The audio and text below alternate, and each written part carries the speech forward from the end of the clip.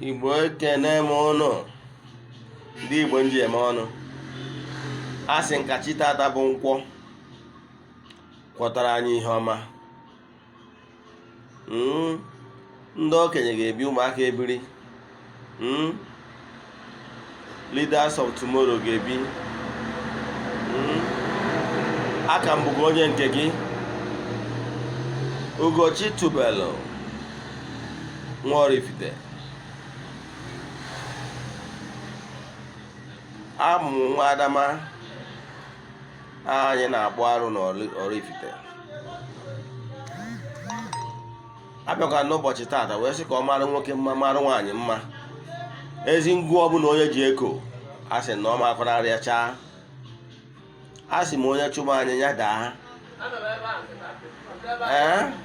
A sị na ihe ọma ga-emere anyị, mere nwoke mere nwaanyị, sị na anyị ga-azụ ka afịa.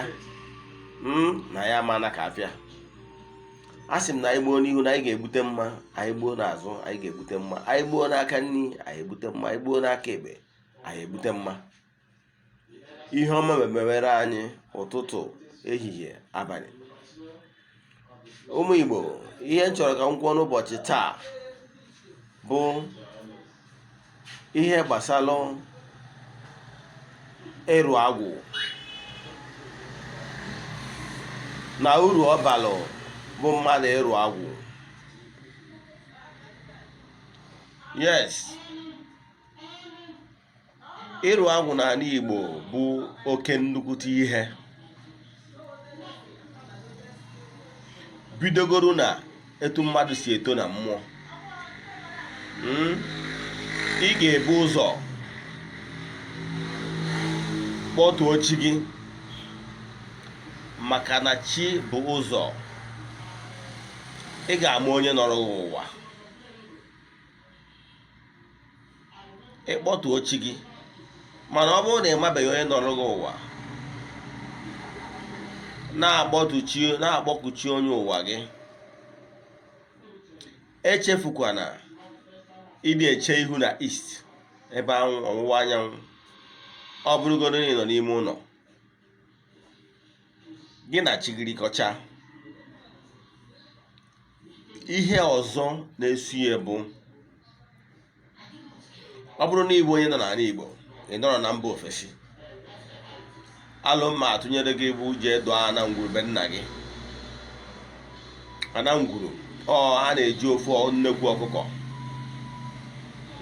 jide ogirisi wee dọtuo ana ngwuru. Ihe emewuye n'onwe gị, maka ihe m na-akụzi n'ọdịnala bụ na 70% of ihe anyị kwesịrị ịma ka ndị onye ọdịnala Igbo bụ ihe ị ga-emewu n'onwe gị.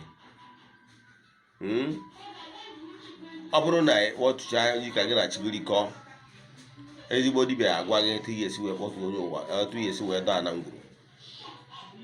Ịdọcha ana ngwuru be nna gị, uchi nnekwu, tụọ nzu, tụọ edo, were nkwụ ọkụ kpee ekpere, kpọọ ana ngwuru, wee kwuo na ana ngwuru be nna gị na ọma jụgwu gị n'oyi, na ọ ga-ekpo ụgwanụ n'ọkụ. Ka bụ stage 2. Imesịa ya, ịrụ agwụ. Nke bụ eziokwu na ụfọdụ ihe ndị mmadụ na-agbagharịrị from pillar to post, from one ministry to the other, from sia nke a to sia nke ọzọ, bụ can be solved by ordinary ịrụ agwụ. Agwụ bụ ikpokọta, chịkọta ezumezu mmụọ niile gị na ha so wee bịa ọrụ n'ụwa. Mgbe a chịkọtara ụlọ ọnụ, agwụ kpokọọ ya ọnụ, ka idewe udenu. Ị nidiro isi ka ije bute arụsị, ị nidiro ịba kọt. Lụọ agwụ, ịlụ agwụ rụtụ ọfụma. Ịlụ agwụ abụọkwa ọgwụ ụfọdụ ndị mmadụ, ndị dibịa eji alụrụ ụlọ. Ka nkọwa gị ihe bụ ịrụ agwụ na ọwụ na ịmara. Ịrụ agwụ n'obodo anyị bụ Oraifite. Etu esi arụ agwụ abụrụ ka esi arụ na mba, ka esi arụ na mba ọzọ.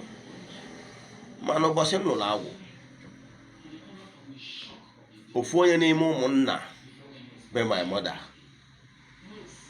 ọ ya bịa ọ bịawa o jiri ọfọ o ji ọfọ wee bịa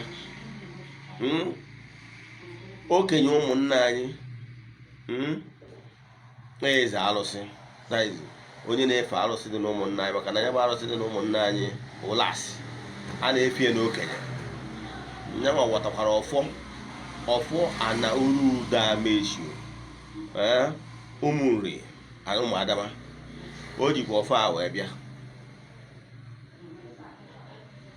eze alụsị ọzọkwa si na alụsị dịkwa na-aba anyị a na-akpọ ngene eze okpoko ọ nọkwa ụbọchị ahụ werekwa ọfọ wee bịa kejikọtalụ oke ọfịa n'obodo a na-akpọ Oraifite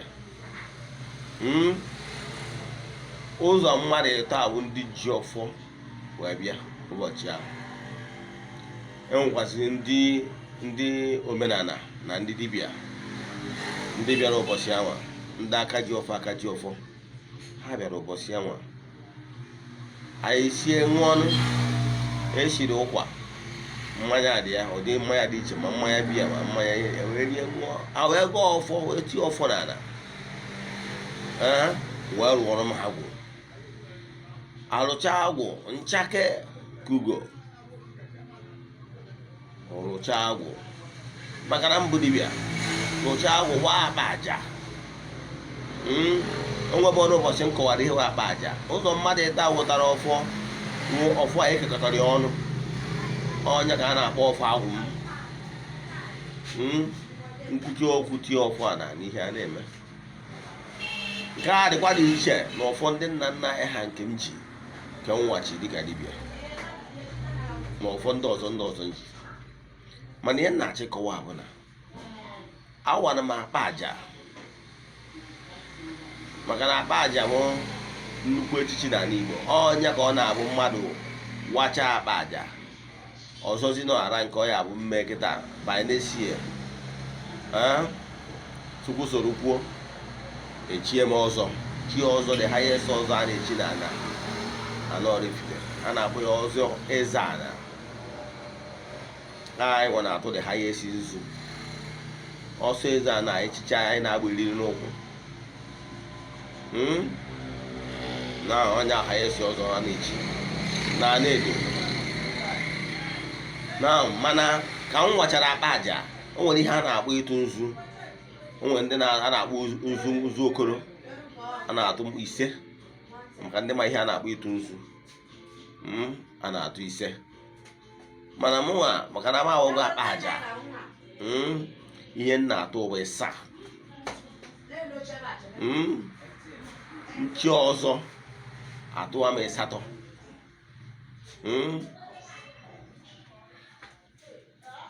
so ọhịa nna-achị kọwara gị ka ịghọta ihe ọ bụ na ọ bụ na ndị ụmụ okoro n'obodo zuo anyị bụ ndị wara akpa aja na-atụ nzu 7 wanyere ndị ọzọ ga-atụ 5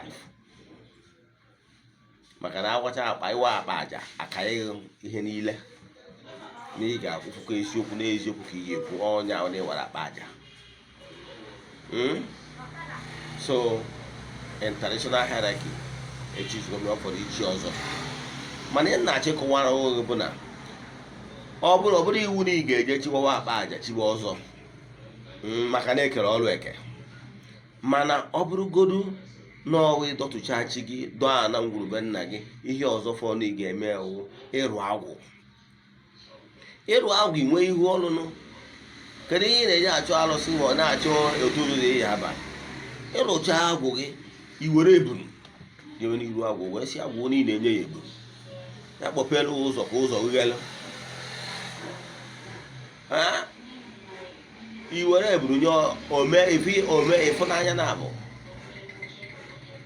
ụmụkwụ ndị na-enye agwụ ha nkịta ndị agwụ ha napụtara nkịta eji achụ anụ ka ọ chụtawara ha ego ịhazi agwụ ọgwụ my body don't need oke ite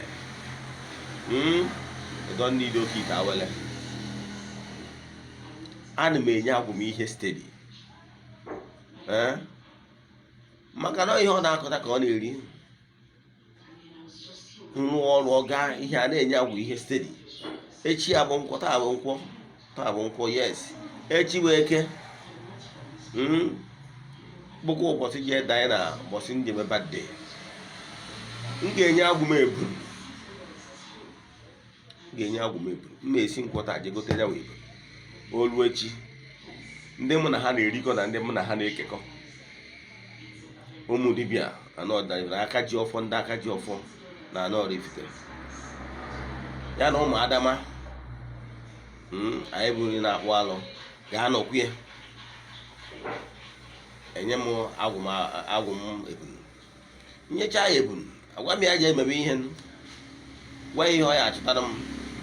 Ndị niile egowa ọfọ, ndị enyi m niile ya gozibe ha, ya gozibe nwoke, ya gozibe nwaanyị. Ndị anyị na-enye ọgwụ, ndị na-aya ọya dị iche anyị na-enye ọgwụ ya je eme ka ha adịghị ike. Ndị egbuchiri ụzọ ha, ndị agbara ụchụ mmụọ na ụchụ mmadụ, anyị ji enyecha agwụ ha si ya ngwa ndị niile ka ụchụ na ha ka emeri na ha, ka ndị enyi m pụta ihe, ka ọ gọzibere m ndị enyi m niile with billions of naira. Ka nwoke na-afụ ha n'anya, ka nwaanyị na-afụ ha n'anya. Onye ọfọ ndụ m na-agụ echi ụbọchị m na-echeta ọmụmụ m, bụrụkwa ụbọchị m na-enyekwa agwụ m ebunu. Ihe m na-achịkọwara gị bụ na ụfọdụ ihe ndị mmadụ na-ejegharị from ministry to ministry wu ihe agwụ ga-alụrụ gị. Ọnwa na ị nwere ihu agwụ, ten mmadụ nwere ike ịnọ n'ihu agwụ ya wee kpọọ agwụ gị wee nye agwụ gị ihe na ọ bụrụ na ị nọrọ nso. Maka ndị nọ mba ofesi, ọ nwere ndị nọ mba ofesi mana anyị na-anọ na agwọ ihu agwụ m wee kpọọ agwụ ha bịa were okie. Etu a ka ọ dị. So ihe na-achọ ịkọwa bụ ịkwụgharịzina, ibegherizina, ịnọzina ka mmadụ nara ụra lahụọ. Ịnọ mba ofesi gị na ndị ha na-emekọ ihe a na-eri oke gị. Eme ka ọ na-achọ ịma chọọ achị na ọ dabara. Ọ gụnwa ji onwe gị mee ihe ị kwesịrị ime, gị na chi gị dị na mma, hazie ihu ọrụ gị. Ọ bụrụ na ị nwere ihu ọrụ, nwee onye ga-ahaziri gị ihu ọrụ ka a na-achụ aja. Nwanne na-achụ aja, na-achụ aja ka ibe na-ama ndị mmụọ. Onye na-achụ aja ụzọ ga na-eme gị. They say givers never lack of the law of universal law, universal principle. Once ị mụtara ka esi achụ aja, na-enye mmụọ ife, nwanne mmụọ a na-emere gị ihe. Daalụnụ. Ụfọdụ sị na ndị na-atụ ọrụ, ihe ọbụla mmadụ na-eme n'ụwa ọrụ ka ị na-atụ, ma ị na-azụ ahịa ma ị na-alụ ọrụ, ọrụ ka ị na-atụ. Maka na imecha icheruzie ka Chukwu gọzie gị.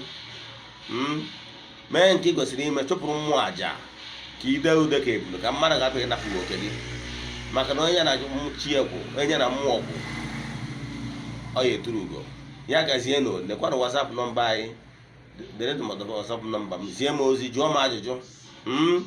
Lekwa YouTube channel anyị, like ya video anyị, share ya among your friends, and subscribe to our YouTube channel so that every day you will be getting my messages and teachings on ọdịnala Igbo. Igbo makanụ, ekene m ụnụ, daalụnụ.